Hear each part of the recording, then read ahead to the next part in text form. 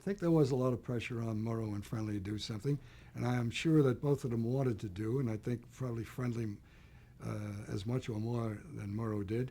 Um, but Fred, I knew, was under pressure because he said to me, you know, these people come into the office, they're when are you going to do something about McCarthy? And we have to tell them that we're not a civil liberties agency here. If there's a story that's worth doing, we'll do the story, but we're not going to go out and campaign and so on. So I knew they were under pressure at that. And then within the organization, you know, some of the correspondents would say, when the hell is Ed going to say something about this son of a bitch? He's tearing the country apart. And I didn't presume to speak for him. I knew that we had done some stories on him. Not enough, but the ones we did were very effective, whether it was Radulovich, whether it was the Civil Liberties Union, ACLU, trying to get a hall in Indianapolis and being turned down through the intervention of the American Legion out there.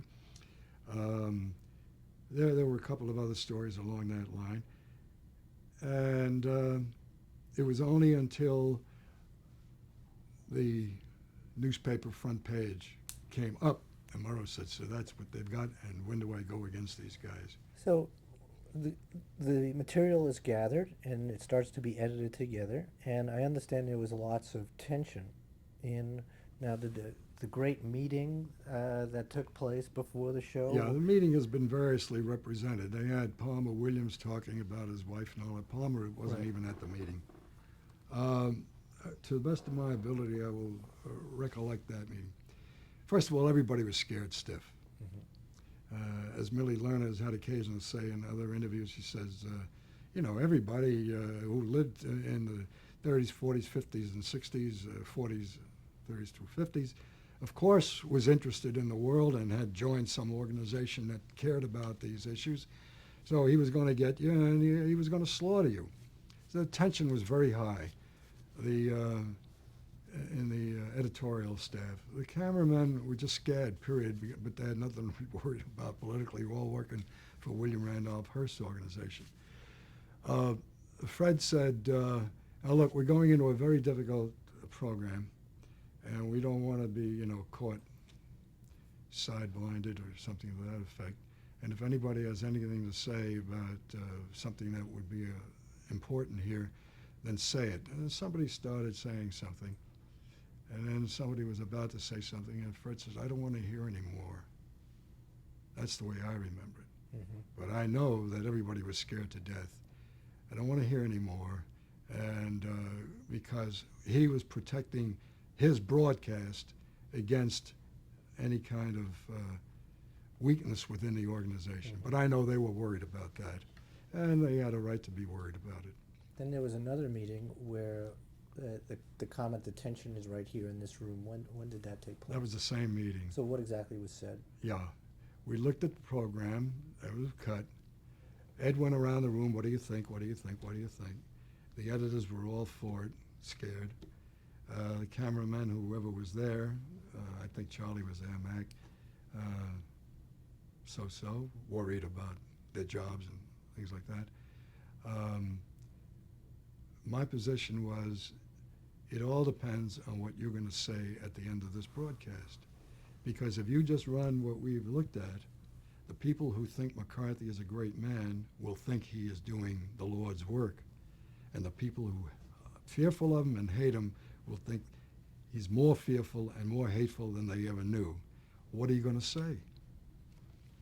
And instead of telling me to go mind my business, he said, well, what I'll say is that if none of us ever read a book that was different, if none of us ever joined an organization that somebody thought should be outlawed, if none of us ever had friends who were suspect of something or other, we'd all be just the kind of people that Joe McCarthy wants. The whole country be that way. So, but he said it even more. I don't have it down word for word.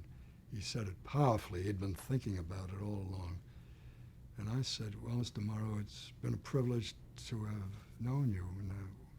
And Fred went through the seal. What do you mean to have known? I said, I mean to work for you and to know you, because I felt that this was the greatest thing that I had in my personal life I'd ever come across. We're standing at Armageddon, ready for war, and we could easily have been destroyed. Just McCarthy coming back, ripping us apart, hauling, you'd start with Murrow possibly, and red bait him from here to Sunday on the basis that he was assistant director of an organization that exchanged students with communist Russia.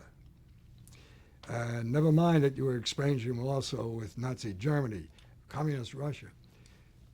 That was the temper of the times. It was just like the witchcraft of the Salem days, but worse. It was ruining the whole country. So what was the comment about the tension is right here in this room?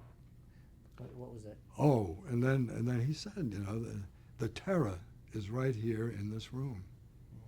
When he pointed to the screen, and he knew that everybody was scared to death, and he was trying to break that terror. Mm-hmm. And that, in effect, is what he did with the broadcast, which he handled very coolly, very cool. This was Murrow at his best. He was not flustered on the air, although I could tell when he was being made up between the first and second runnings of that in the control room. I could see that certain movements of his eyes told me that he was, you know, thinking ahead, what comes after we do this thing. But on the air,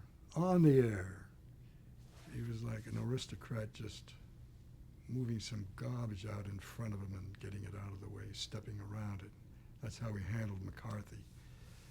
And the ending was not as powerful as what I'd heard in the room, but it was even more powerful in that it was an evocation of what America was all about, going back to the Declaration of Independence. You know, we are not descended from fearful men, not descended from men who were afraid to argue and debate and to read and to join, all the things that in effect he had said in the room. But it was a classical statement.